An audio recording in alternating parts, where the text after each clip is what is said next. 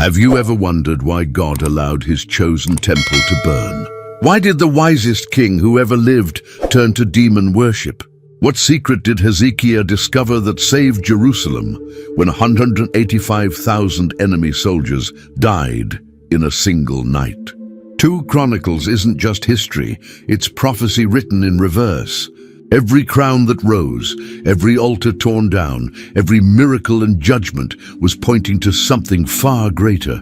The patterns hidden in these 36 chapters reveal the very heartbeat of God's eternal plan. Kings rise and fall, but the throne of David, that story is still being written.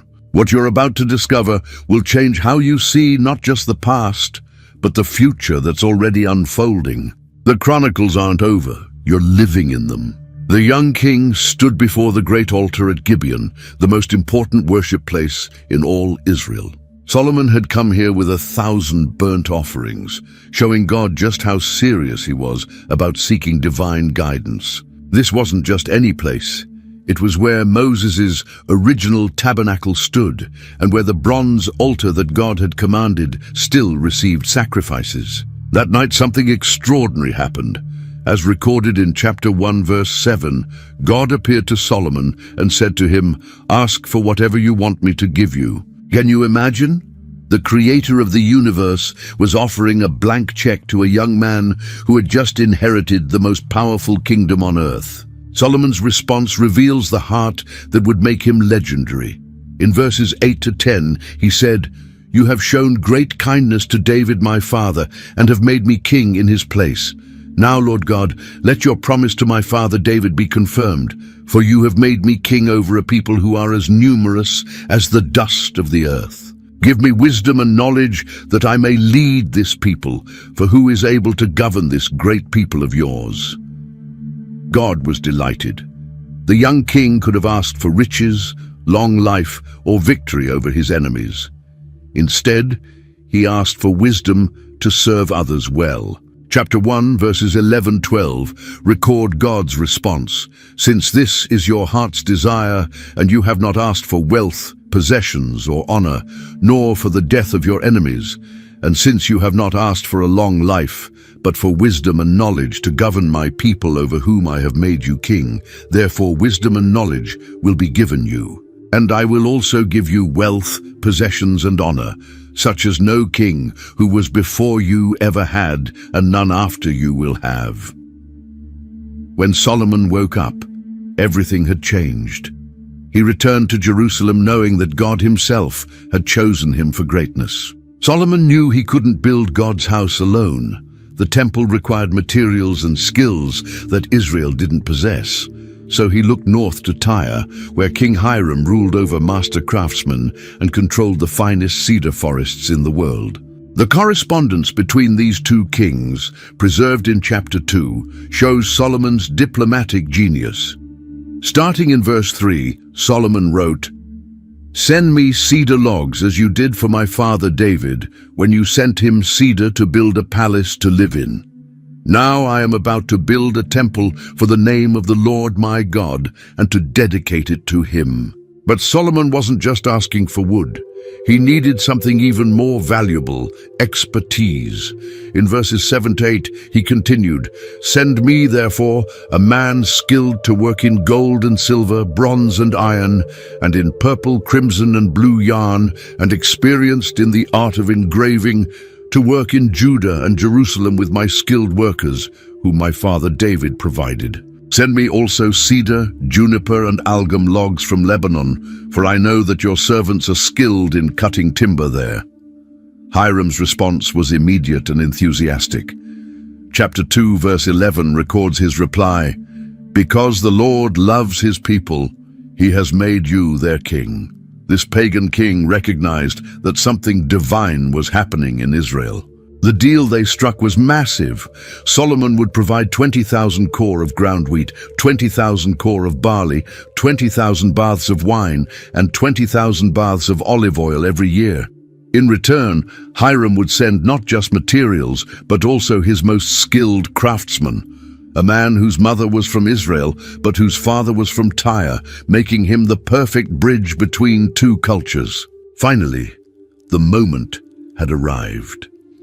Chapter 3, verse 1 tells us exactly where this would happen. Then Solomon began to build the temple of the Lord in Jerusalem on Mount Moriah, where the Lord had appeared to his father David. It was on the threshing floor of Araunah the Jebusite, the place provided by David. This wasn't random. Mount Moriah was where Abraham had nearly sacrificed Isaac centuries before. It was where David had seen the angel of the Lord and built an altar. Now it would become the dwelling place of God's name forever. The temple's dimensions were breathtaking. Chapter 3, verse 3 gives us the measurements. The foundation Solomon laid for building the temple of God was 60 cubits long and 20 cubits wide.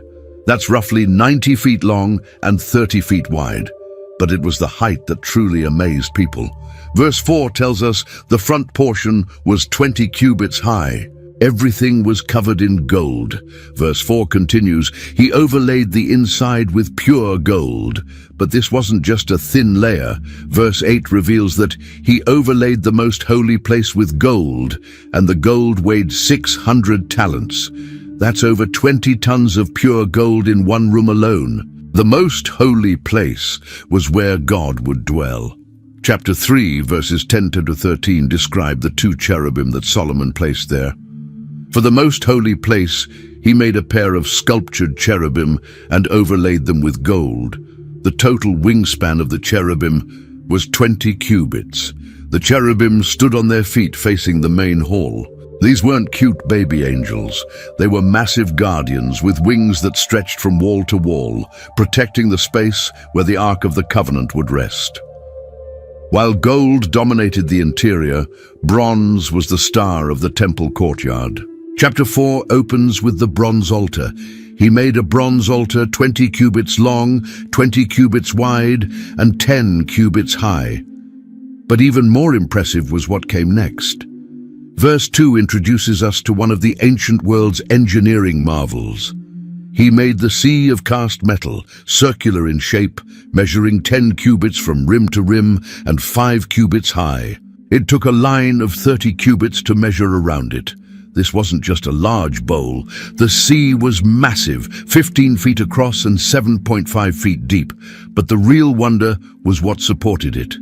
Verses 3 to 4 explain, below the rim, figures of bulls encircled it, 10 to a cubit. The bulls were cast in 2 rows in one piece with the sea. The sea stood on 12 bulls, 3 facing north, 3 facing west, 3 facing south, and 3 facing east. Imagine the skill required to cast bronze bulls strong enough to support thousands of gallons of water, yet detailed enough to be works of art. This is where the priests would wash before serving in God's house. But Huram-Abi wasn't finished. Chapter 4, verses 6 to 8 list his other creations. He then made 10 basins for washing and placed 5 on the south side and 5 on the north.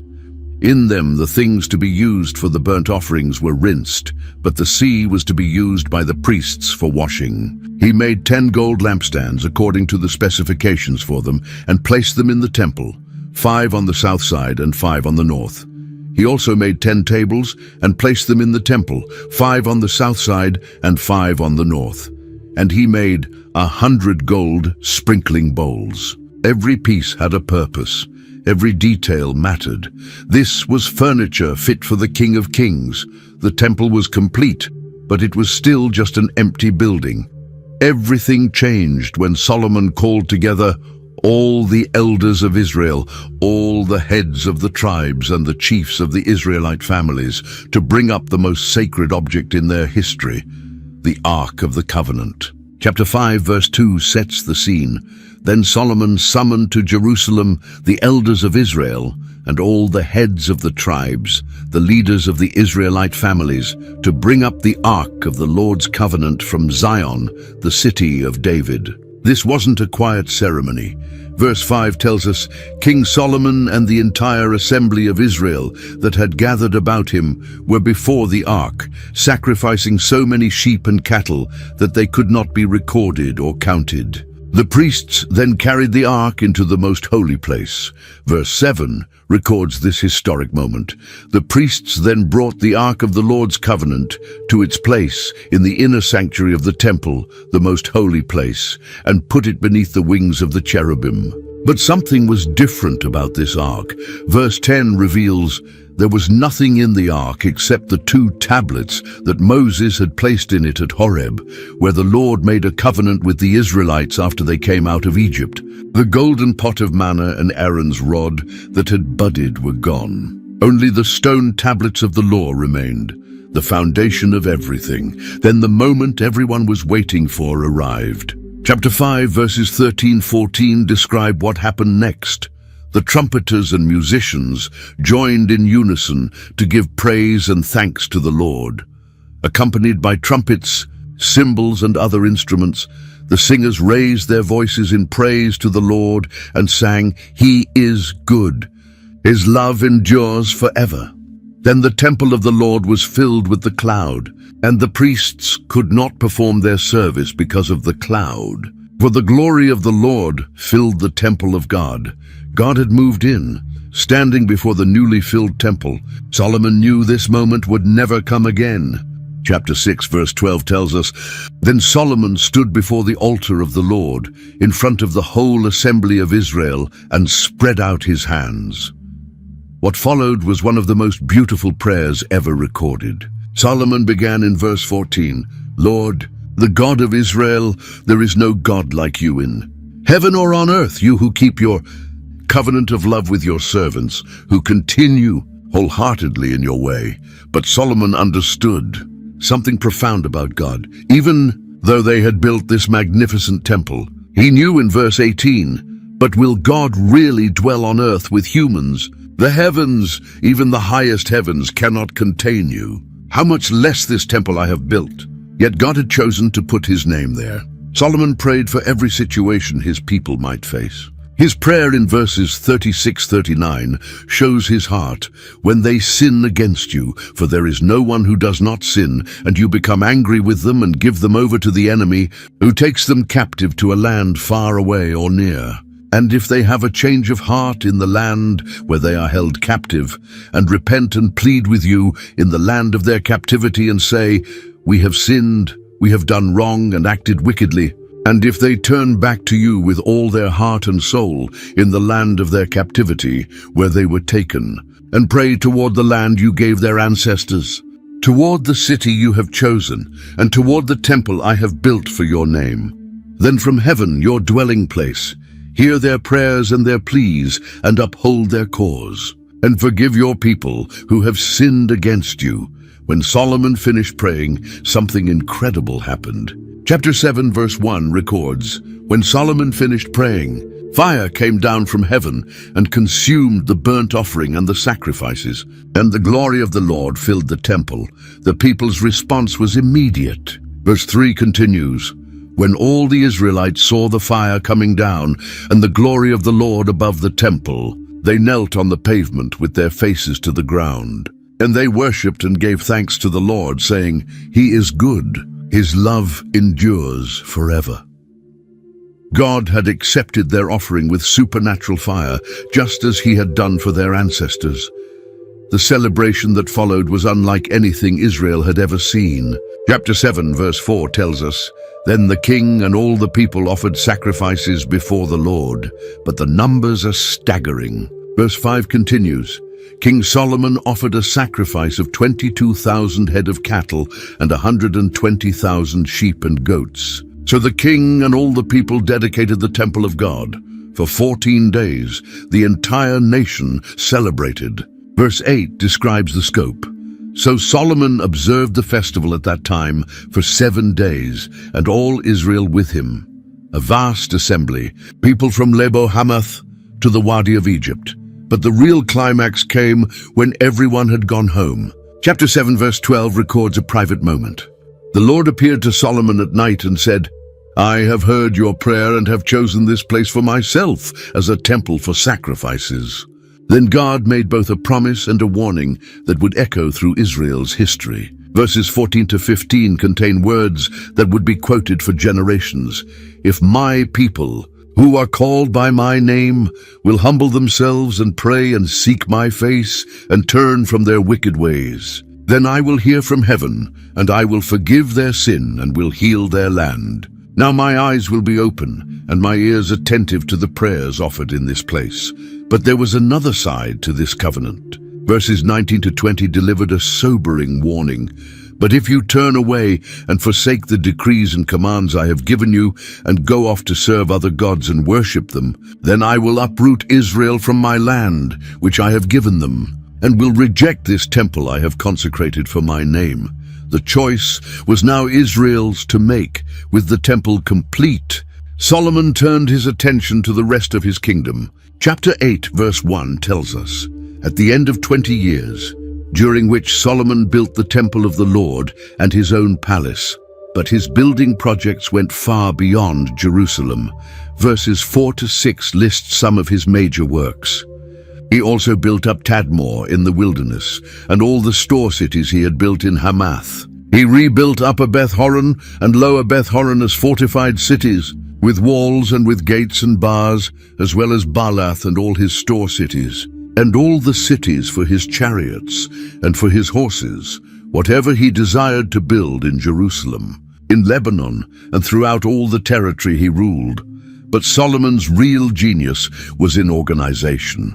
He solved the labor problem through careful management of different groups. Verses 7 to 8 explain, there were still people left from the Hittites, Amorites, Perizzites, Hivites, and Jebusites. Solomon conscripted the descendants of all these peoples remaining in the land, whom the Israelites had not destroyed, to serve as slave labor, as it is to this day.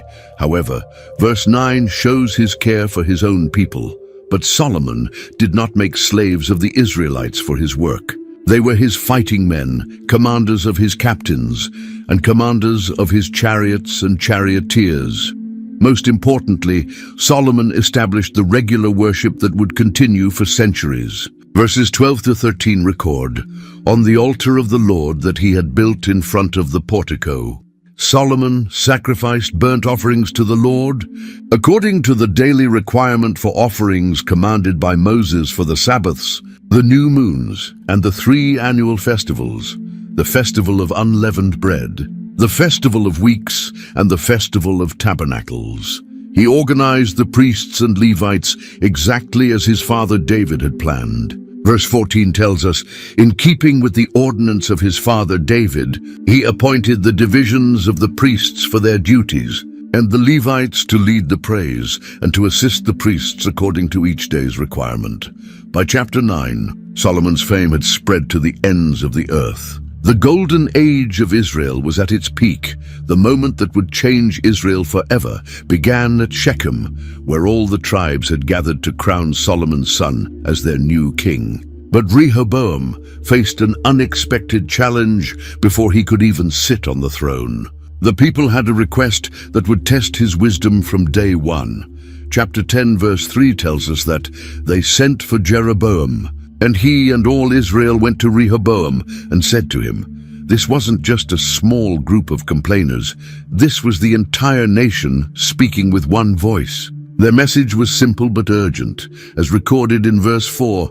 Your father put a heavy yoke on us, but now lighten the harsh labor and the heavy yoke he put on us, and we will serve you. Solomon's building projects had been magnificent, but they came at a cost.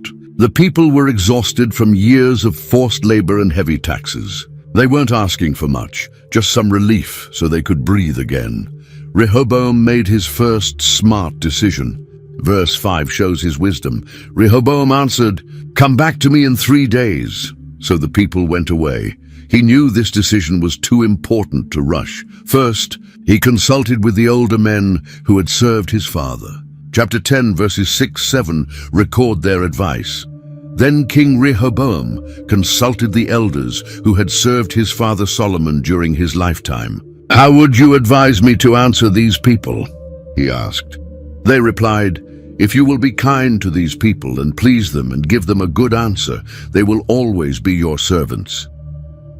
This was perfect advice. A little kindness would have secured his kingdom forever. But then Rehoboam made a fatal mistake. Verse 8 tells us, "But Rehoboam rejected the advice the elders gave him and consulted the young men who had grown up with him and were serving him." These young advisors had never known hardship. Their advice, recorded in verses 10 to 11, was exactly what you'd expect. The young men who had grown up with him replied, "These people have said to you, 'Your father put a heavy yoke on us, but make our yoke lighter.' Now tell them, 'My little finger is thicker than my father's waist. My father laid on you a heavy yoke. I will make it even heavier. My father scourged you with whips. I will scourge you with scorpions." When the 3 days ended and the people returned, Rehoboam's response sealed Israel's fate. Verses 13-14 record his harsh words. The king answered them harshly. Rejecting the advice of the elders, King Rehoboam followed the advice of the young men and said, "My father made your yoke heavy. I will make it even heavier. My father scourged you with whips. I will scourge you with scorpions." The reaction was immediate and explosive. Verse 16 captures the moment of no return. When all Israel saw that the king refused to listen to them, they answered the king, "What share do we have in David? What part in Jesse's son? To your tents, Israel. Look after your own house, David." Indeed, so all the Israelites went home. Just like that, the united kingdom of Israel was over. 10 tribes walked away from David's dynasty, and only Judah and Benjamin remained loyal to Rehoboam. Rehoboam's first instinct was exactly what you'd expect from a young king who had just lost most of his kingdom. He wanted to fight to get it back. Chapter 11 verse 1 tells us, "When Rehoboam arrived in Jerusalem, he mustered Judah and Benjamin, 180,000 able-bodied men, to go to war against Israel and to regain the kingdom for Rehoboam. But God had other plans. Verse 2 introduces us to a prophet whose words would save thousands of lives. But this word of the Lord came to Shemaiah, the man of God. Shemaiah's message was clear and direct, as recorded in verses 3-4. "Say to Rehoboam, son of Solomon, king of Judah, and to all Israel in Judah and Benjamin, this is what the Lord says, do not go up to fight against your fellow Israelites. Go home, every one of you, for this is my doing." The prophet made it clear that the kingdom's division wasn't a political accident. It was God's judgment. What happened next shows that people in those days still respected God's voice. Verse 4 simply states, "So they obeyed the words of the Lord and turned back from marching against Jeroboam." Can you imagine? 180,000 soldiers ready for battle simply went home because a prophet said God didn't want them to fight. But Rehoboam wasn't going to sit around doing nothing. Verses 5-10 list his impressive fortification program. Rehoboam lived in Jerusalem and built up towns for defense in Judah: Bethlehem, Edam, Tekoa, Beth-zur, Soko, Adullam, Gath, Maresha, Ziph, Edoraim, Lachish, Azekah, Zorah, Aijalon, and Hebron. These were fortified cities in Judah and Benjamin. He strengthened their defenses and put commanders in them with supplies of food, olive oil, and wine. But the real blessing came from an unexpected source. When Jeroboam set up his golden calves in the north and appointed non-Levite priests, the faithful religious leaders made a choice that strengthened Judah tremendously. Verses 13-14 tell us, "The priests and Levites from all their districts throughout Israel sided with him. The Levites even abandoned their pasture lands and property and came to Judah and Jerusalem, because Jeroboam and his sons had rejected them as priests of the Lord." This migration wasn't just about priests, it was about all the faithful people who wanted to worship God correctly. Verse 16 explains, "Those from every tribe of Israel who set their hearts on seeking the Lord."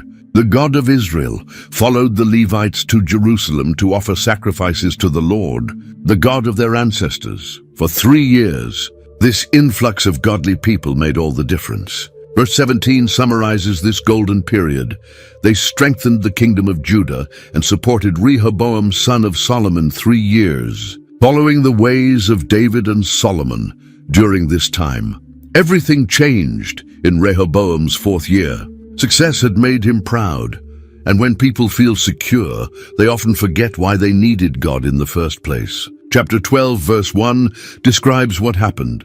After Rehoboam's position as king was established and he had become strong, he and all Israel with him abandoned the law of the Lord.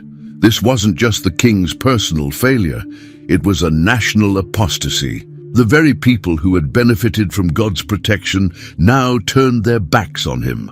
God's response was swift and unmistakable. Verse 2 tells us, because they had been unfaithful to the Lord, Shishak, king of Egypt, attacked Jerusalem in the 5th year of King Rehoboam. This wasn't a random political event. It was divine judgment executed through a foreign king. The invasion was devastating. Verses 3 to 4 describe the massive force that came against Judah, with 1,200 chariots and 60,000 horsemen and the innumerable troops of Libyans, Sakhites and Cushites that came with him from Egypt. He captured the fortified cities of Judah and came as far as Jerusalem. All those fortified cities that Rehoboam had so carefully built fell like dominoes before the Egyptian war machine. Once again, God sent a prophet to explain what was happening. Verses 5 to 6 record Shemaiah's message. Then the prophet Shemaiah came to Rehoboam and to the leaders of Judah who had assembled in Jerusalem for fear of Shishak. And he said to them, "This is what the Lord says. You have abandoned me. Therefore I now abandon you to Shishak." The leaders of Israel and the king humbled themselves and said, "The Lord is just." This time their repentance was genuine and immediate. Verse 7 shows God's mercy. When the Lord saw that they humbled themselves, this word of the Lord came to Shemaiah, "Since they have humbled themselves, I will not destroy them, but will soon give them deliverance. My wrath will not be poured out on Jerusalem through Shishak, but there were still consequences." The price was enormous. Verses 9 to 11 detail what Judah lost. When Shishak, king of Egypt, attacked Jerusalem, he carried off the treasures of the temple of the Lord and the treasures of the royal palace. He took everything, including the gold shields Solomon had made. So King Rehoboam made bronze shields to replace them and assigned these to the commanders of the guard on duty at the entrance to the royal palace. The golden shields that had symbolized Solomon's glory were gone, replaced by bronze copies. It was a perfect picture of how far the kingdom had fallen. When Rehoboam died, his son Abijah became king and immediately faced the same problem his father had dealt with, the divided kingdom. But Abijah chose a very different approach. He decided to confront the religious issues head-on. The confrontation came to a head at Mount Zemaraim. Chapter 13, verses 2 to 3 set up the dramatic scene. He went to war against Jeroboam. Abijah went into battle with an army of 400,000 able-bodied fighting men, and Jeroboam drew up a battle line against him with 800,000 able-bodied troops. The numbers were overwhelming. Jeroboam had twice as many soldiers as Abijah, but Abijah understood that this wasn't really about politics or territory. It was about who had the right to rule God's people. Before the battle began, Abijah did something remarkable. Verse 4 tells us, Abijah stood on Mount Zemaraim in the hill country of Ephraim and said, "Jeroboam and all Israel, listen to me. Agree." He was about to give a speech that would change everything. What followed was one of the most powerful theological speeches in the Old Testament. Verses 5-7 contain Abijah's opening argument. "Don't you know that the Lord, the God of Israel, has given the kingship of Israel to David and his descendants forever by a covenant of salt? Yet Jeroboam, son of Nebat, an official of Solomon, son of David, rebelled against his master. Some worthless scoundrels gathered around him and opposed Rehoboam, son of Solomon, when he was young and indecisive and not strong enough to resist them. But then he got to the heart of the matter, the religious corruption that Jeroboam had introduced in the north. Verses 8-9 contain his devastating critique. "And now you plan to resist the kingdom of the Lord, which is in the hands of David's descendants. You are indeed a vast army, and have with you the golden calves that Jeroboam made to be your gods." But didn't you drive out the priests of the Lord, the sons of Aaron and the Levites, and make priests of your own, as the peoples of other lands do? Whoever comes to consecrate himself with a young bull and 7 rams may become a priest of what are not gods. In contrast, Abijah pointed to Judah's faithfulness in verses 10 to 11. As for us, the Lord is our God, and we have not forsaken him. The priests who serve the Lord are sons of Aaron, and the Levites assist them. Every morning and evening they present burnt offerings and fragrant incense to the Lord. They set out the bread on the ceremonially clean table and light the lamps on the gold lampstand every evening. We are observing the requirements of the Lord our God, but you have forsaken him. His conclusion was simple and powerful, as recorded in verse 12. God is with us. He is our leader. His priests with their trumpets will sound the battle cry against you. People of Israel, do not fight against the Lord, the God of your ancestors, for you will not succeed. But Jeroboam wasn't interested in theology. While Abijah was speaking, he had set up an ambush. Verse 13 reveals his strategy. Now Jeroboam had sent troops around to the rear, so that while he was in front of Judah, the ambush was behind them. When Judah realized they were surrounded, they did the only thing they could do. Verse 14 tells us, Judah turned and saw that they were being attacked at both front and rear. Then they cried out to the Lord. The priests blew their trumpets.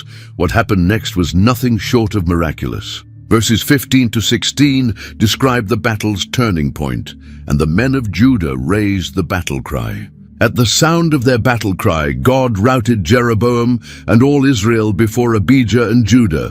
The Israelites fled before Judah, and God delivered them into their hands. The victory was complete and devastating. Verse 17 gives the casualties. Abijah and his army inflicted heavy losses on them, so that there were 500,000 casualties among Israel's able men. Half of Jeroboam's army was destroyed in a single day. The results were long-lasting. Verse 20 tells us, Jeroboam did not regain power during the time of Abijah, and the Lord struck him down, and he died. God's judgment on the rebellious king was final and complete. When Abijah died after only 3 years, his son Asa became king, and immediately began doing something that Judah hadn't seen in a long time. He started cleaning house spiritually. Chapter 14, verse 2 summarizes his early reign. Asa did what was good and right in the eyes of the Lord his God. But Asa didn't just have good intentions, he took action. Verse 3 lists some of his reforms. He removed the foreign altars and the high places, smashed the sacred stones, and cut down the Asherah poles. This wasn't just ceremonial cleaning. Asa was systematically destroying every trace of idol worship he could find. His reforms went even further. Verses 4 to 5 show how thorough he was. He commanded Judah to seek the Lord, the God of their ancestors, and to obey his laws and commands. He removed the high places and incense altars in every town in Judah, and the kingdom was at peace under him. The results were immediate and obvious. When a nation turns back to God wholeheartedly, God responds with blessing. Verse 6 tells us, he built up the fortified cities of Judah since the land was at peace. No one was at war with him during those years, for the Lord gave him rest. God's blessing also showed in Judah's military strength. Verse 8 gives us the numbers. Asa had an army of 300,000 men from Judah, equipped with large shields and with spears, and 280,000 from Benjamin, armed with small shields and with bows. All these were brave fighting men. For 10 peaceful years everything went perfectly. But then came a test that would have destroyed most kingdoms. Verse 9 introduces us to a terrifying enemy. Zerah the Cushite marched out against them with an army of thousands upon thousands and 300 chariots, and came as far as Mareshah. The numbers were overwhelming. Most translations suggest that Zerah came with 1,000,000 soldiers, nearly twice the size of Asa's entire army. This was the kind of invasion that usually meant the end of nations, but Asa had learned something during those 10 years of peace. Verse 11 records one of the most beautiful prayers in the Old Testament. Then Asa called to the Lord his God and said, Lord, there is no one like you to help the powerless against the mighty. Help us, Lord our God, for we rely on you, and in your name we have come against this vast army. Lord, you are our God. Do not let mere mortals prevail against you. The answer came immediately. Verse 12 tells us, the Lord struck down the Cushites before Asa and Judah. The Cushites fled. It wasn't a close battle or a hard-fought victory. God simply struck down the enemy and they ran. The victory went beyond just one battle. Verses 14-15 show how complete God's deliverance was.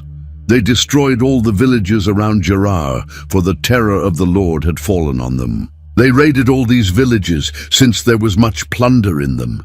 They also attacked the camps of the herders and carried off droves of sheep and goats and camels. Then they returned to Jerusalem, fresh from his miraculous victory over the Cushites. Asa was returning to Jerusalem when God sent him a message that would spark the greatest revival Judah had seen since Solomon's early years. Chapter 15 verse 1 introduces the messenger. The Spirit of God came on Azariah, son of Oded. This wasn't just human wisdom or political advice. This was a direct word from the Lord. Verses 2-3 record the prophet's message. He went out to meet Asa and said to him, Listen to me, Asa and all Judah and Benjamin. The Lord is with you when you are with him. If you seek him, he will be found by you. But if you forsake him, he will forsake you. For a long time Israel was without the true God, without a priest to teach, and without the law. But the message wasn't all warning. Verses 4 and 7 contain tremendous encouragement. But in their distress, they turned to the Lord, the God of Israel, and sought him, and he was found by them. But as for you, be strong and do not give up, for your work will be rewarded. The prophet's words had an immediate impact. Verse 8 tells us, When Asa heard these words and the prophecy of Azariah, son of Oded the prophet, he took courage. He removed the detestable idols from the whole land of Judah and Benjamin, and from the towns he had captured in the hills of Ephraim. He repaired the altar of the Lord that was in front of the portico of the Lord's temple. The climax came in the 3rd month of Asa's 15th year. Verse 10 sets the scene. They assembled at Jerusalem in the 3rd month of the 15th year of Asa's reign. This wasn't just a small ceremony. It was a massive national gathering. The people came prepared to worship seriously. Verse 11 tells us, At that time they sacrificed to the Lord 700 head of cattle and 7,000 sheep and goats from the plunder they had brought back. But the real heart of the gathering was what happened next. Verses 12-13 describe a moment that changed the nation. They entered into a covenant to seek the Lord, the God of their ancestors, with all their heart and soul. All who would not seek the Lord, the God of Israel, were to be put to death, whether small or great, man or woman. The ceremony was joyful and enthusiastic. Verses 14-15 capture the atmosphere. They took an oath to the Lord with loud acclamation, with shouting and with trumpets and horns. All Judah rejoiced about the oath because they had sworn it wholeheartedly. They sought God eagerly, and he was found by them. So the Lord gave them rest on every side, but Asa's reforms went even deeper than public ceremonies. Verse 16 shows how serious he was. King Asa also deposed his grandmother Maacah from her position as queen mother because she had made a repulsive image for the worship of Asherah. Asa cut it down, crushed it, and burned it in the Kidron Valley.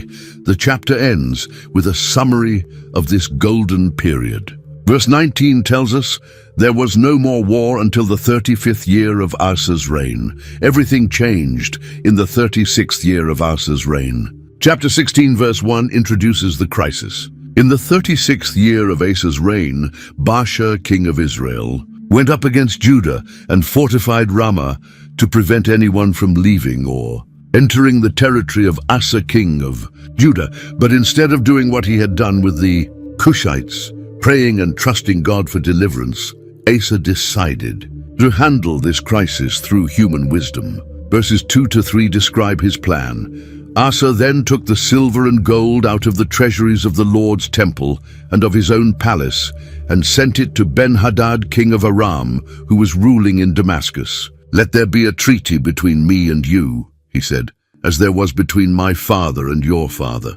See, I'm sending you silver and gold. Now break your treaty with Baasha, king of Israel, so he will withdraw from me." The plan worked perfectly from a human perspective. Verse 4 tells us, Ben-Hadad agreed with King Asa and sent the commanders of his forces against the towns of Israel. They conquered Ijon, Dan, Abel-Maim, and all the store cities of Naphtali. From every human perspective, this was brilliant diplomacy, but God saw it very differently.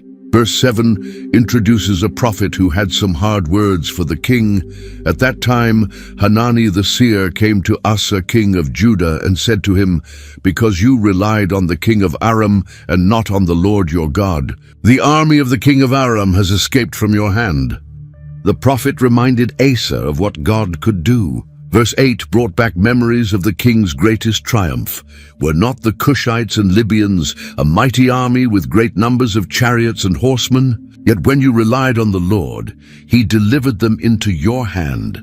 Hanani's conclusion was both an encouragement and a rebuke. Verse 9 contains one of the most famous verses about God's faithfulness. "For the eyes of the Lord range throughout the earth to strengthen those whose hearts are fully committed to him. You have done a foolish thing, and from now on you will be at war." But the most tragic part of this story is Asa's response to the rebuke. Verse 10 tells us, Asa was angry with the seer because of this. He was so enraged that he put him in prison. At the same time, Asa brutally oppressed some of the people. The chapter ends with a final example of Asa's spiritual decline. Verse 12 records, "In the 39th year of his reign, Asa was afflicted with a disease in his feet. Though his disease was severe, even then he did not seek help from the Lord, but only from the physicians. When Asa died, his son Jehoshaphat became king and immediately began to reverse his father's late spiritual decline." Chapter 17 verse 3 summarizes his approach.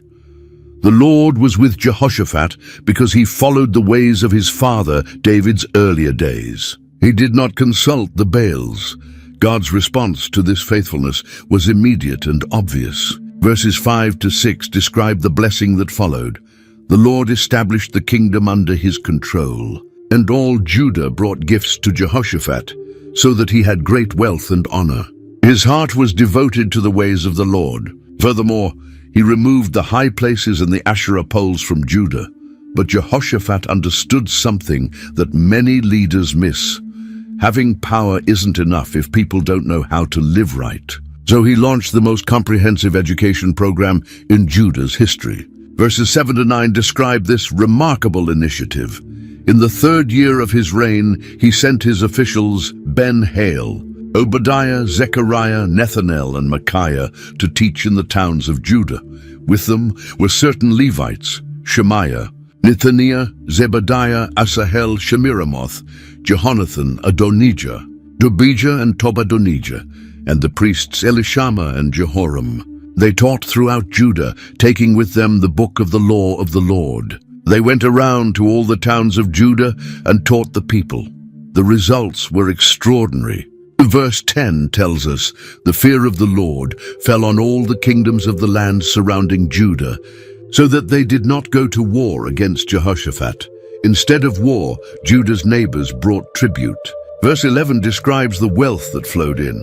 "Some Philistines brought Jehoshaphat gifts and silver as tribute, and the Arabs brought him flocks, 7,700 rams and 7,700 goats. Most importantly, he organized his military in a way that showed both wisdom and faith." Verses 14-18 give us the impressive numbers. "These were the men who served the king, besides those he stationed in the fortified cities throughout Judah. From Judah, commanders of units of 1,000, Adnah the commander, with 300,000 fighting men. Next, Jehohanan the commander with 280,000. Next, Amaziah, son of Zikri, who volunteered himself for the service of the Lord with 200,000. From Benjamin, Eliada, a valiant soldier, with 200,000 men armed with bows and shields. Next, Jehozabad, with 180,000 men armed for battle. The total came to over 1,000,000 men, a massive army that showed God's blessing on Jehoshaphat's faithfulness. After the disasters of his father's later reign, Jehoshaphat had restored Judah to a position of strength and respect. Jehoshaphat's greatest mistake began with what seemed like a brilliant political move, a marriage alliance between his son and the daughter of Israel's king. But Ahab wasn't just any king. He was the most wicked ruler Israel had ever seen, married to the infamous Jezebel. Chapter 18 verse 1 tells us, "Now Jehoshaphat had great wealth and honor, and he allied himself with Ahab by marriage. This alliance would bring nothing but trouble for Judah. But at the time, it must have seemed like smart diplomacy. The real test came when Ahab invited his new ally to join him in battle. Verse 3 records the invitation. Ahab, king of Israel, asked Jehoshaphat, king of Judah, "Will you go with me against Ramoth-Gilead?" Jehoshaphat replied, "I am as you are, and my people as your people. We will join you in the war." But Jehoshaphat had one condition that would expose just how different these two kings really were. Verse 4 shows his wisdom. But Jehoshaphat also said to the king of Israel, "First seek the counsel of the Lord." Ahab was happy to oblige. Verse 5 tells us, "So the king of Israel brought together the prophets, 400 men, and asked them, 'Shall we go to war against Ramoth-Gilead, or shall I not?' 'Go,' they answered, 'for God will give it into the king's hand.' But something felt wrong to Jehoshaphat. These weren't real prophets of the Lord. They were court prophets who told Ahab whatever he wanted to hear. Verse 6 shows Jehoshaphat's discernment. But Jehoshaphat asked, "Is there no longer a prophet of the Lord here whom we can inquire of?" Ahab's response was telling. Verse 7 records his reluctant admission. The king of Israel answered Jehoshaphat, "There is still one prophet through whom we can inquire of the Lord. But I hate him because he never prophesies anything good about me, but always bad. He is Micaiah, son of Imlah." When they brought Micaiah, the pressure was immediate. But the true prophet knew exactly where his loyalty lay. Verse 13 contains his famous response. But Micaiah said, "As surely as the Lord lives, I can tell him only what my God says." Then Micaiah told them what he had really seen. Verses 17 to 18 record his true vision. Then Micaiah answered, "I saw all Israel scattered on the hills, like sheep without a shepherd. And the Lord said, 'These people have no master. Let each one go home in peace.'" The king of Israel said to Jehoshaphat, "Didn't I tell you that he never prophesies anything good about me, but only bad?" Despite this clear warning from God, both kings went to battle anyway. Ahab tried to cheat death by disguising himself, as recorded in verse 29. The king of Israel said to Jehoshaphat, "I will enter the battle in disguise, but you wear your royal robes, but you can't hide from God's judgment." Verse 33 tells us what happened. But someone drew his bow at random and hit the king of Israel between the sections of his armor. Ahab died that very day, exactly as Micaiah had predicted. As soon as Jehoshaphat returned to Jerusalem, God sent him a message through the prophet Jehu that would shake him to his core. Chapter 19 verse 2 records the seer's harsh words. Jehu the seer, the son of Hanani, went out to meet him and said to the king, "Should you help the wicked and love those who hate the Lord? Because of this, the wrath of the Lord is on you." But Jehu's rebuke came with encouragement. Verse 3 continues, "There is, however, some good in you, for you have rid the land of the Asherah poles and have set your heart on seeking God." Jehoshaphat took this correction to heart in a way that showed his genuine humility. Instead of defending his actions, he used this rebuke as motivation to become an even better king. Verse 4 tells us what he did next. Jehoshaphat lived in Jerusalem, and he went out again among the people from Beersheba to the hill country of Ephraim, and turned them back to the Lord, the God of their ancestors. But Jehoshaphat went beyond just preaching. He completely reformed Judah's entire justice system. Verses 5 to 6 describe his revolutionary approach.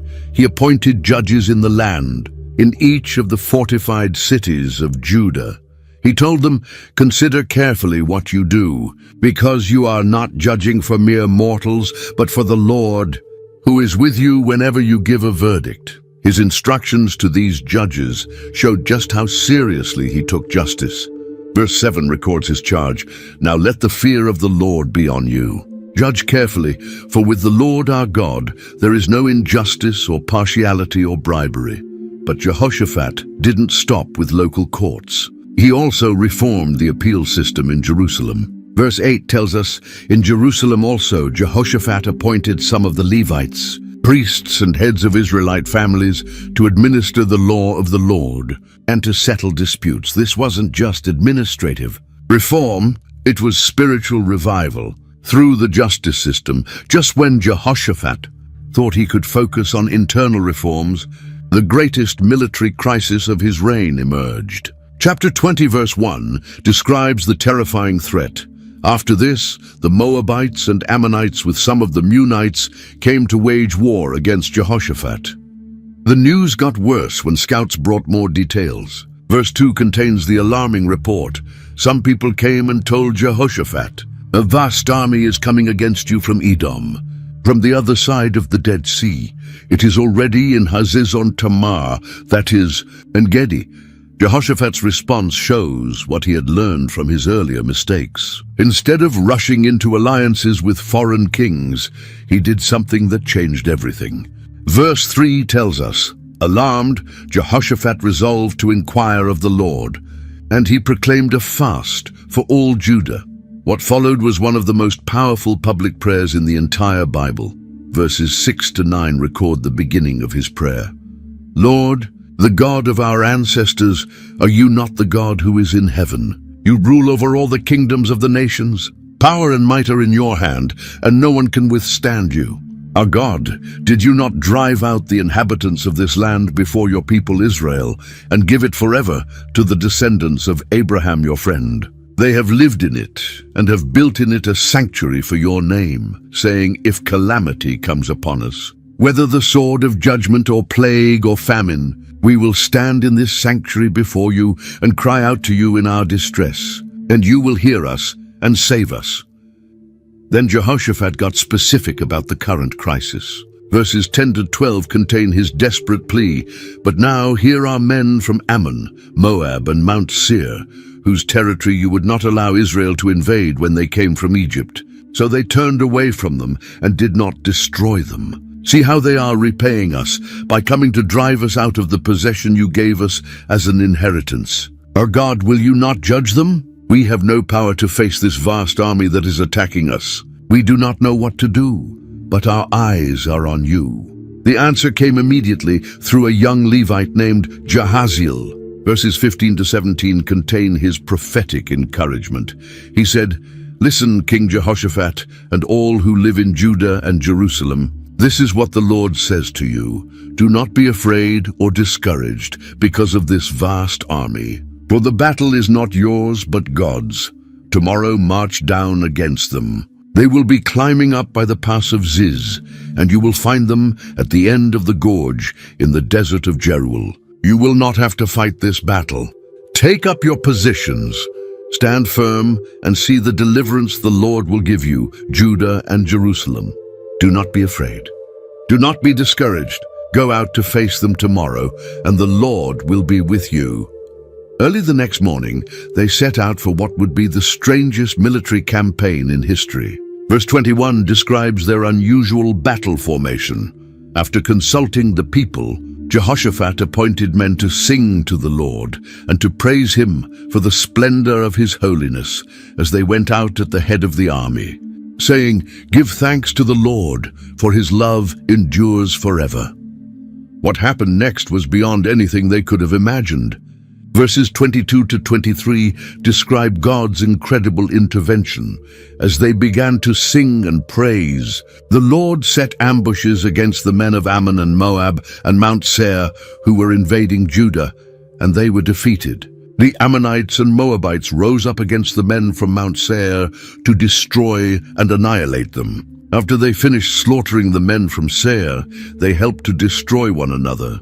When Judah's army reached the battlefield, they couldn't believe what they saw. Verse 24 tells us, when the men of Judah came to the place that overlooks the desert and looked toward the vast army, they saw only dead bodies lying on the ground. No one had escaped.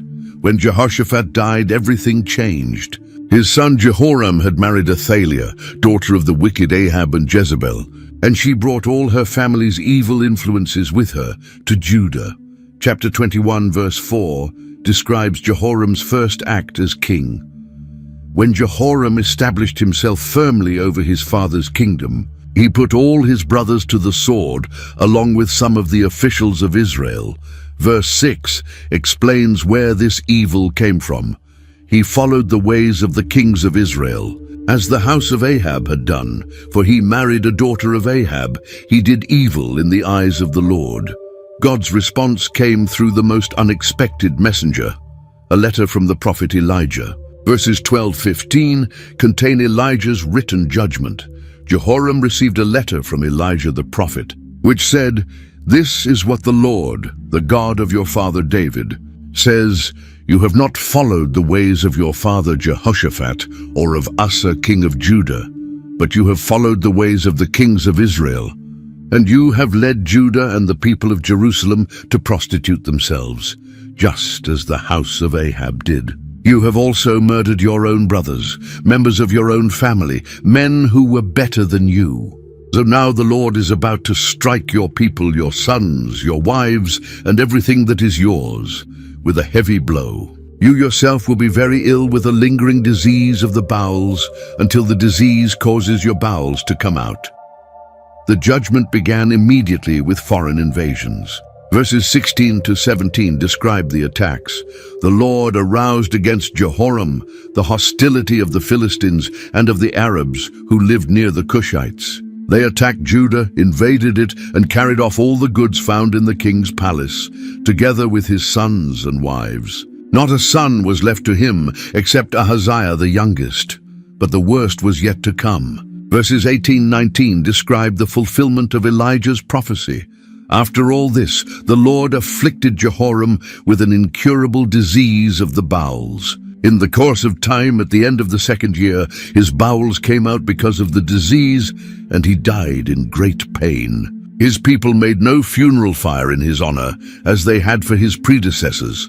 Jehoram's only surviving son became king, but Ahaziah was completely under the influence of his mother Athaliah. Chapter 22, verse 3 explains the problem. He too followed the ways of the house of Ahab, for his mother encouraged him to act wickedly. The end came when Ahaziah decided to visit his cousin Joram, king of Israel. Verse 7 tells us, through this visit to Joram, God brought about Ahaziah's downfall. When Ahaziah arrived, he went out with Joram to meet Jehu son of Nimshi, whom the Lord had anointed to destroy the house of Ahab. Jehu killed them both. Ahaziah's 1-year reign was over, but the real crisis was just beginning back in Jerusalem. When news reached Athaliah that her son was dead, she did something that shocked everyone. Verse 10 records her horrible decision. When Athaliah, the mother of Ahaziah, saw that her son was dead, she proceeded to destroy the whole royal family of Judah. But God had made a promise to David that his dynasty would continue forever. Verse 11 tells us about a hidden rescue.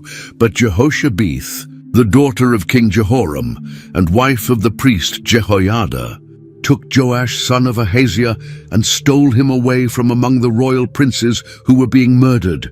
She put him and his nurse in a bedroom. One baby survived the massacre. Joash was hidden in the temple, the one place Athaliah would never think to look for him. For 6 long years, the most evil woman in Judah's history sat on David's throne. But she didn't know about the baby hiding in God's house. After 6 years of Athaliah's evil reign, the faithful priest Jehoiada decided it was time to act. Chapter 23, verse 1 describes how carefully he planned the coup. In the 7th year, Jehoiada showed his strength. He made a covenant with the commanders of units of 100. The moment of revelation was dramatic. Verses 10-11 describe the coronation. he stationed all the men, each with his weapon in his hand, around the king, near the altar and the temple. From the south side to the north side of the temple, Jehoiada and his sons brought out the king's son and put the crown on him. They presented him with a copy of the covenant and proclaimed him king. They anointed him and shouted, "Long live the king!" When Athaliah heard the noise and saw what was happening, she cried, "Treason!" But it was too late. Jehoiada ordered her execution, and with Athaliah gone, he led the people in renewing their covenant with God.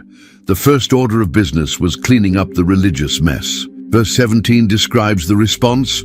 All the people went to the temple of Baal and tore it down. They smashed the altars and idols and killed Mattan the priest of Baal in front of the altars. After 6 years of evil rule, God's chosen king was finally on David's throne where he belonged. As Joash grew older under Jehoiada's guidance, he became concerned about the condition of God's house. Chapter 24 verse 4 tells us, sometime later, Joash decided to restore the temple of the Lord. His first attempt at fundraising wasn't successful, so Joash came up with an innovative solution. Verses 8 to 9 describe his creative approach. At the king's command, a chest was made and placed outside. At the gate of the temple of the Lord, a proclamation was then issued in Judah and Jerusalem that they should bring to the Lord the tax that Moses, the servant of God, had required of Israel in the wilderness. The response exceeded all expectations. Verse 10 tells us, all the officials and all the people brought their contributions gladly. They dropped them into the chest until it was full. The renovation was so successful that they had money left over for new furnishings. Everything went perfectly as long as the faithful priest was alive to guide the young king. But then came a tragic turning point. Verse 15 records Jehoiada's death. Now Jehoiada was old and full of years, and he died at the age of 130. With Jehoiada gone, everything changed. Verse 18 reveals the new officials' influence. They abandoned the temple of the Lord, the God of their ancestors, and worshipped Asherah poles and idols. The final tragedy came when Joash ordered the murder of Zechariah, Jehoiada's son, who tried to warn the people about their apostasy. The king had forgotten everything his mentor had done for him. When Joash was assassinated, his son Amaziah became king and immediately brought justice for his father's murder. Chapter 25 verse 4 explains, "Yet he did not put their children to death, but acted in accordance with what is written in the law, in the book of Moses." Amaziah's next challenge was dealing with Edom. He prepared his army and hired additional soldiers from Israel, but a prophet warned him not to use the northern troops. Verse 9 records Amaziah's concern about the money he had paid, and the prophet's response. The man of God replied, "The Lord can give you much more than that." So Amaziah dismissed the hired soldiers and trusted God for victory. The campaign against Edom was a complete success. Verses 11-12 describe the victory. Amaziah then marshaled his strength and led his army to the Valley of Salt, where he killed 10,000 men of Seir. The army of Judah also captured 10,000 men alive, took them to the top of a cliff, and threw them down so that all were dashed to pieces. But the real tragedy was what happened after his military victory. Verse 14 describes his shocking decision. When Amaziah returned from slaughtering the Edomites, he brought back the gods of the people of Seir. He set them up as his own gods, bowed down to them and burned sacrifices to them. Why would he worship the gods of a people he had just defeated? God sent a prophet to confront him, but Amaziah rejected the warning. His military success against Edom proved that God could give victory when his people trusted him. But his adoption of foreign gods showed how quickly success could lead to spiritual compromise. When Amaziah's son Ahaz became king, he brought a level of evil to Judah that shocked even those who remembered the worst of previous reigns. Chapter 28 verse 2 tells us he did not do what was right in the eyes of the Lord, as his father David had done, but Ahaz went far beyond just neglecting God. He actively embraced the most horrible practices of the pagan nations around him. Verse 3 describes his shocking behavior. He offered sacrifices in the valley of Ben Hinnom and burned his children in the fire, engaging in the detestable practices of the nations the Lord had driven out before the Israelites. This wasn't just idol worship. This was child sacrifice. Ahaz was literally burning his own sons and daughters alive as offerings to foreign gods. God's response to this evil was swift and severe. Verse 5 describes the first disaster. Therefore the Lord his God delivered him into the hands of the king of Aram. The Arameans defeated him and took many of his people as prisoners and brought them to Damascus. He was also given into the hands of the king of Israel, who inflicted heavy casualties on him. The attack from Israel was particularly devastating. Verses 6-7 give us the horrifying numbers. In one day, Pekah son of Remaliah killed 120,000 soldiers in Judah, because Judah had forsaken the Lord, the God of their ancestors. Zikri, an Ephraimite warrior, killed Maaseiah the king's son, Azrikam the officer in charge of the palace, and Elkanah, second to the king. 120,000 soldiers dead in a single day. Even Ahaz's own son was killed in the battle. Verse 8 tells us, the Israelites took captive from their fellow Israelites, who were from Judah 200,000 wives, sons and daughters. Instead of turning to God for help, Ahaz made the same mistake so many kings before him had made. He looked for help from a foreign power. Verse 16 describes his faithless decision. At that time, King Ahaz sent to the kings of Assyria for help, but the Assyrians weren't interested in helping. Verse 20 tells us, Tiglath-Pileser, king of Assyria, came to him, but he gave him trouble instead of help. The worst part was how Ahaz responded to all these disasters. Verses 22 to 23 describe his twisted thinking. In his time of trouble, King Ahaz became even more unfaithful to the Lord.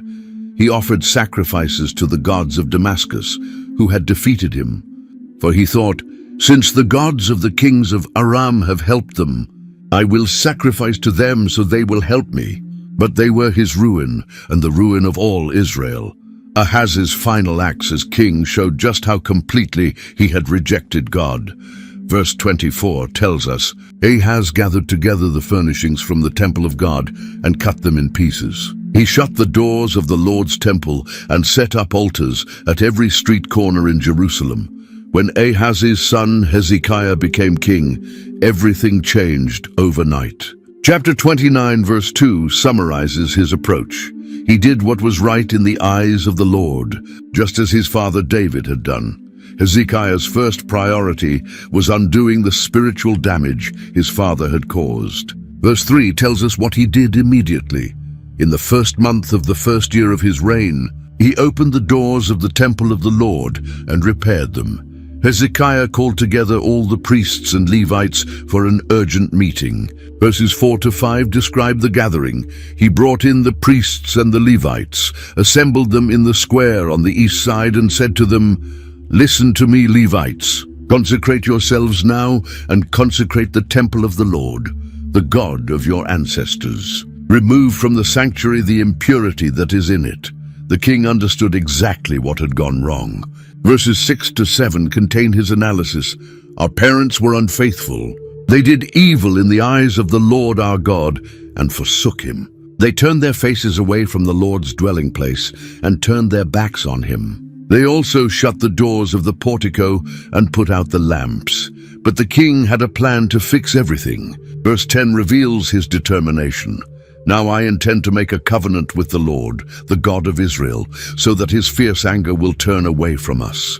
The priests and Levites responded immediately. The cleaning process was massive and took 16 days to complete. Verse 17 tells us, they began the consecration on the first day of the first month, and by the 8th day of the month they reached the portico of the Lord. For 8 more days they consecrated the temple of the Lord itself, finishing on the 16th day of the first month. Early the next morning, Hezekiah gathered the city officials and went up to the temple. When they began the burnt offerings that would restore regular worship, verse 27 describes what happened. As the offering began, singing to the Lord began also, accompanied by trumpets and the instruments of David, king of Israel. The scene was overwhelming.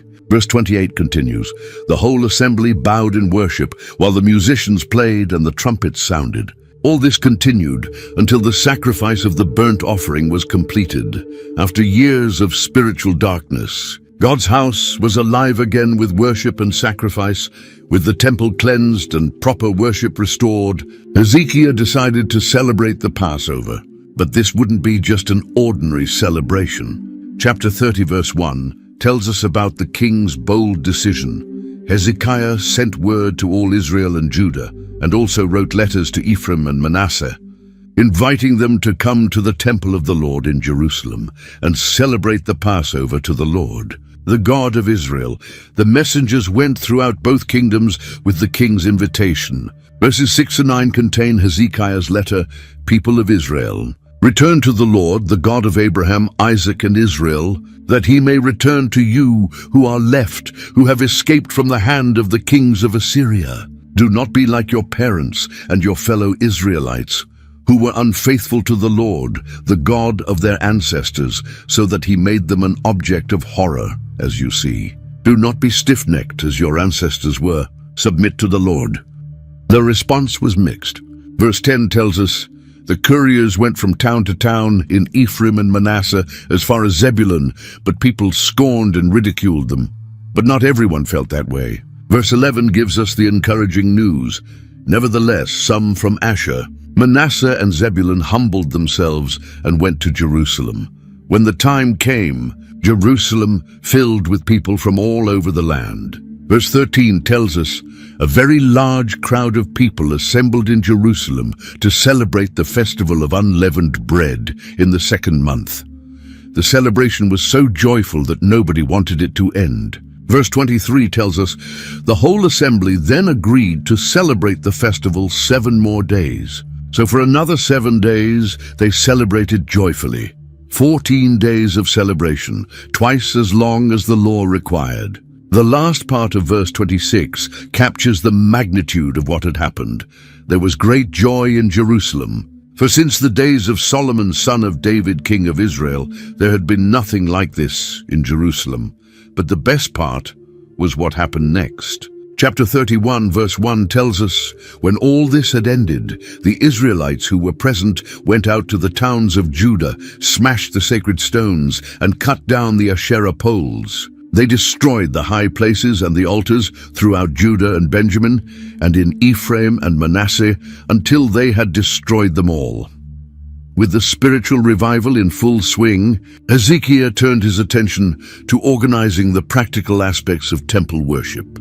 Chapter 31 verse 2 tells us, "Hezekiah assigned the priests and Levites to divisions, each of them according to their duties as priests or Levites, to offer burnt offerings and fellowship offerings, to minister, to give thanks, and to sing praises at the gates of the Lord's dwelling." But Hezekiah wanted the people to participate too. Verse 4 records his command.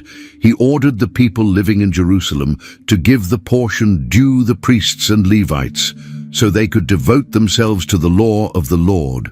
The response was overwhelming. Verse 5 tells us, "As soon as the order went out, the Israelites generously gave the first fruits of their grain, new wine, olive oil and honey, and all that the fields produced. They brought a great amount, a tithe of everything. The amount was so large that it created logistical problems." Verse 10 contains the priest's happy response. "Since the people began to bring their contributions to the temple of the Lord, we have had enough to eat and plenty to spare, because the Lord has blessed his people, and this great amount is left over." The result was a kingdom where God was honored and his servants were well cared for. Verse 21 explains why everything worked so well. In everything that he undertook in the service of God's temple and in obedience to the law and the commands, he sought his God and worked wholeheartedly. And so he prospered. After all these years of faithfulness and prosperity, Hezekiah faced the greatest crisis of his reign. Chapter 32 verse 1 tells us, "After all that Hezekiah had so faithfully done, Sennacherib, king of Assyria, came and invaded Judah. He laid siege to the fortified cities, thinking to conquer them for himself. When Hezekiah saw that Sennacherib intended to fight, he made careful preparations. Verses 2-4 describe his strategy. When Hezekiah saw that Sennacherib had come and that he intended to wage war against Jerusalem, he consulted with his officials and military staff about blocking off the water from the springs outside the city, and they helped him. But the king knew that military preparations alone wouldn't be enough. Verses 6-8 record his speech to the army. He appointed military officers over the people and assembled them before him in the square at the city gate, and encouraged them with these words: "Be strong and courageous. Do not be afraid or discouraged because of the king of Assyria and the vast army with him, for there is a greater power with us than with him. With him is only the arm of flesh, but with us is the Lord our God to help us and to fight our battles." Instead of attacking Jerusalem directly, Sennacherib tried psychological warfare. The Assyrian messengers spoke loudly in Hebrew, so all the people could hear their threats. But the most blasphemous part was how they talked about the Lord. Verse 19 records their horrible words. They spoke about the God of Jerusalem as they did about the gods of the other peoples of the world, the work of human hands. Hezekiah and the prophet Isaiah knew exactly what to do. Verse 20 tells us, King Hezekiah and the prophet Isaiah, son of Amoz, cried out in prayer to heaven about this. Their prayer was answered in the most dramatic way possible. Verse 21 records what happened. And the Lord sent an angel who annihilated all the fighting men and the commanders and officers in the camp of the Assyrian king. So he withdrew to his own land in disgrace. One angel destroyed 185,000 Assyrian soldiers in a single night. When Hezekiah died, his son Manasseh became king at the age of 12. Chapter 33, verse 2, summarizes the new king's approach. He did evil in the eyes of the Lord. Following the detestable practices of the nations the Lord had driven out before the Israelites, Manasseh didn't just neglect his father's reforms, he actively undid them. Verse 3 tells us, he rebuilt the high places his father Hezekiah had demolished. He also erected altars to the Baals and made Asherah poles, but his rebellion went even further. Verse 6 describes horrors that rivaled anything his grandfather Ahaz had done. He sacrificed his children in the fire in the valley of Ben Hinnom, practiced divination and witchcraft, sought omens, and consulted mediums and spiritists. The impact on the nation was devastating. Verse 9 explains, but Manasseh led Judah and the people of Jerusalem astray, so that they did more evil than the nations the Lord had destroyed before the Israelites. God sent prophets to warn them, but nobody listened. Verses 10-11 tell us, the Lord spoke to Manasseh and his people, but they paid no attention. So the Lord brought against them the army commanders of the king of Assyria, who took Manasseh prisoner, put a hook in his nose, bound him with bronze shackles, and took him to Babylon.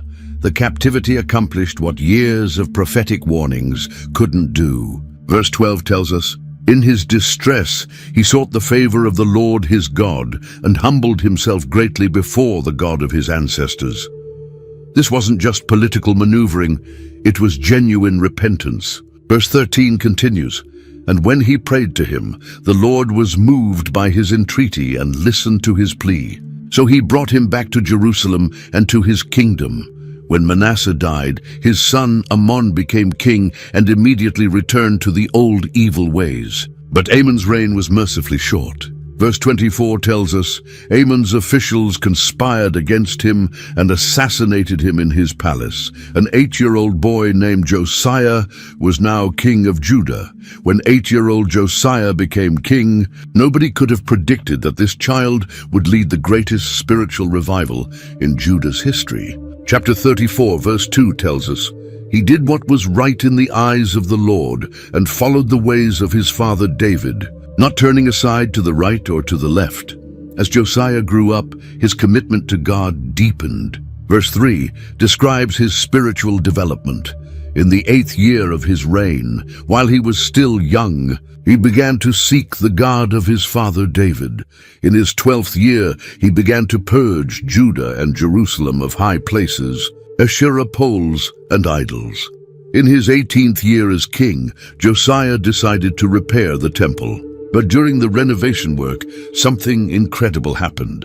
Verse 14 tells us, while they were bringing out the money that had been taken into the temple of the Lord, Hilkiah the priest found the book of the law of the Lord that had been given through Moses. The book of the law had been lost for decades. But now, just when Josiah was seeking to serve God wholeheartedly, the lost scripture was found. When Josiah heard the words of the law, his response was immediate and dramatic. Verse 19 tells us, when the king heard the words of the law, he tore his robes. The prophetess Huldah gave them a message that was both terrifying and encouraging. The nation would face judgment, but Josiah himself would die in peace because of his faithfulness. So Josiah gathered all the people together for a covenant renewal ceremony. Verses 29-31 describe this historic gathering. Then the king called together all the elders of Judah and Jerusalem. He went up to the temple of the Lord with the people of Judah, the inhabitants of Jerusalem, the priests and the Levites, all the people from the least to the greatest. He read in their hearing all the words of the book of the covenant, which had been found in the temple of the Lord. The result was the most thorough religious reform in Judah's history. To celebrate the spiritual renewal, Josiah held a Passover celebration that would be remembered forever. Chapter 35, verse 18 tells us, the Passover had not been observed like this in Israel since the days of the prophet Samuel, and none of the kings of Israel had ever celebrated such a Passover as did Josiah. But then, tragically, everything changed. Verse 20 introduces the crisis.